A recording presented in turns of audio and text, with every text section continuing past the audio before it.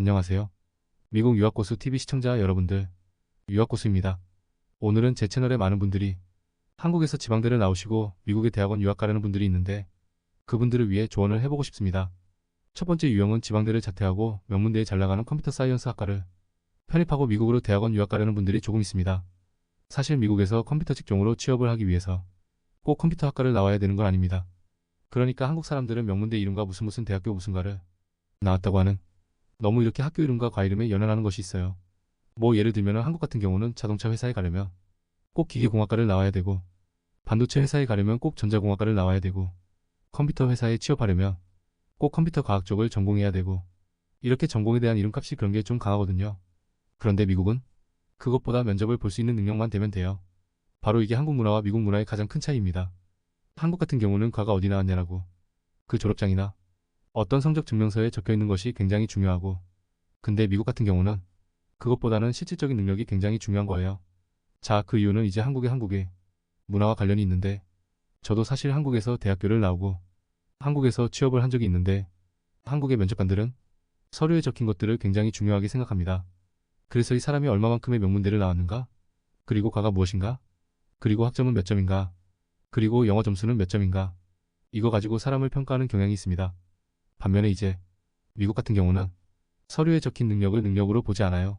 그거보다 실질적으로 그 사람의 스펙에 적혀 있는 그런 것보다 실질적인 것들을 보는 경향이 있어요.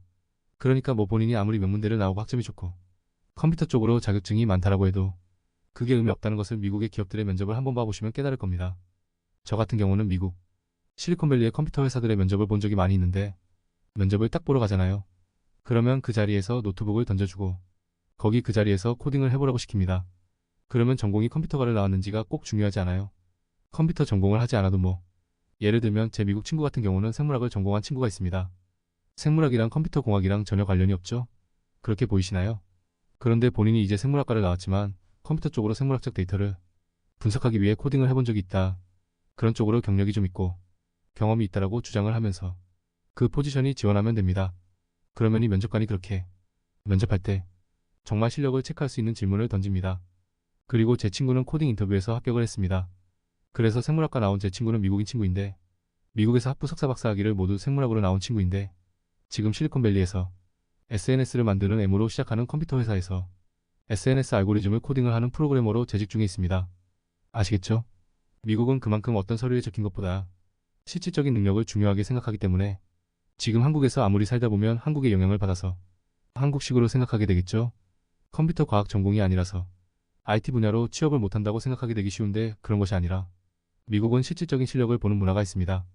그러니까 무슨 말이냐면 지금 당장님이 미국 대기업의 인터뷰를 본다고 치면은 노트북을 딱 던져주면서 코딩해봐 했을 때 그걸 그 자리에서 코팅해서 보일 수 있으면 학벌이라든가 학점 그런 거를 뛰어넘을 수 있는 거예요. 미국은 그렇게 실질적인 실력이 있으면 됩니다.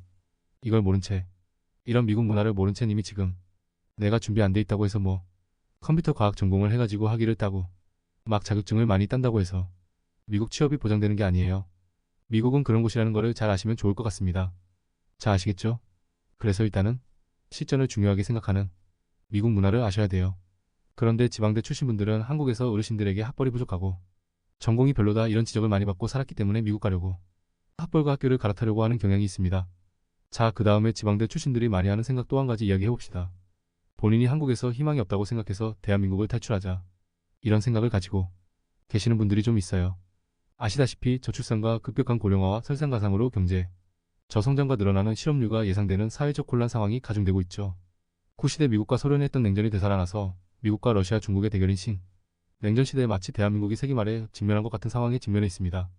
사실 이 모든 것들이 뉴스에서 말하고 있는 거죠. 마치 팩트 같지만 뉴스는 부정적인 내용들을 가지고 부정적인 생각을 가진 사람들의 조회수를 유도해 돈을 벌려고 하는 세력들이라고 볼 수 있습니다. 미디어 시청에 주의하셔야 하는 이유입니다. 세상에 발빠르게 적응하기 위해서는 시사를 잘 파악하고 있는 것을 필요합니다만 근데 너무 세상을 네거티브하게 보지 않으셨으면 좋겠습니다.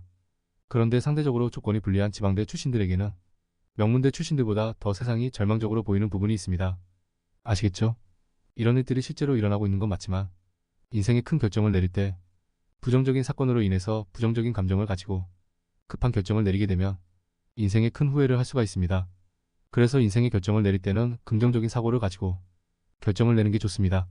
예를 들면 지금 이미 그래서 한국이 저출산이고 급격한 고령화고 경제 저성장이고 실업률은 늘어나고 있어 나는 한국을 탈출해야 된다. 굉장히 부정적인 어떤 사건에서 기인한 부정적인 감정의 님을 드라이브하고 하면 안 됩니다. 요렇게 해서 내린 결정은 님의 인생을 부정적으로 이끌 수가 있습니다. 그러니까 무엇이냐? 결정을 내릴 때 긍정적인 요소를 찾으셔야 돼요. 저 같은 경우는 이런 이유로 미국에 왔다기보다는 더 나은 연구기관에서 더 나은 사람들과 더 훌륭한 연구를 하기 위해서 왔을 때, 미국에서 그런 의도로 왔을 때 정말 그런 인생이 긍정적으로 가는 방향도 있는 거예요. 아시겠죠? 그러니까 부정적인 일을 가지고 부정적인 감정이 일어났을 때 부정적인 그 원동력으로 인생을 선택하게 되면 인생이 잘못될 가능성이 굉장히 높습니다. 그러니까 이 부분을 다시 한번 점검을 해보세요. 아시겠죠? 자, 그 다음에 해외 선진국 영주권과 시민권 취득을 이야기해 보겠습니다. 미국에 가고 싶지만 당장 갈 여력을 안 돼서 돈도 없고 경력도 없고 영주권 취득 기회가 더 유리해 보이는 유럽이나 호주, 캐나다, 독일로 유학 가려는 사람들이 있습니다. 마찬가지입니다. 지금 님에게 어떤 인생을 결정할 때 부정적인 감정으로 선택하면 안 됩니다. 미국 갈 능력이 안 돼서 유럽 가면 안 됩니다. 유럽에 갈 만한 중요한 이유가 있어야 합니다. 도피하여 가면 안 된다는 말입니다. 뭐 예를 들어볼게요. 지금 내가 돈도 없고 경력도 없고 국내 지방대에 별 볼 일 없는 전공이기 때문에 미국은 가고 싶지만 미국 유학의 문턱을 넘기 힘들어서 그게 안 돼서 일단 독일이나 일본으로 유학 가기로 결정했다고 칩시다. 이러한 선택이 부정적인 원인으로 한 선택이라는 것입니다.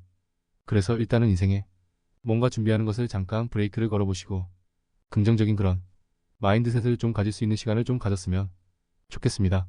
인생의 결정을 내릴 때 내가 뭔가 굉장히 좋아하고 재밌어하고 하는 일을 더 깊이 해보고 싶고 더 큰 무대에서 더 훌륭한 사람들과 멋진 삶을 살아보면서 멋진 일을 하기 위해서 본인이 가고 싶다 했을 때 그 외국 생활이라는 어려움을 뚫을 수 있는 원동력이 나는 건데 부정적인 마음으로 선택한 사람들은 뭔가 어디론가 계속 도망가고 싶어하는 그런 마음이 있어요.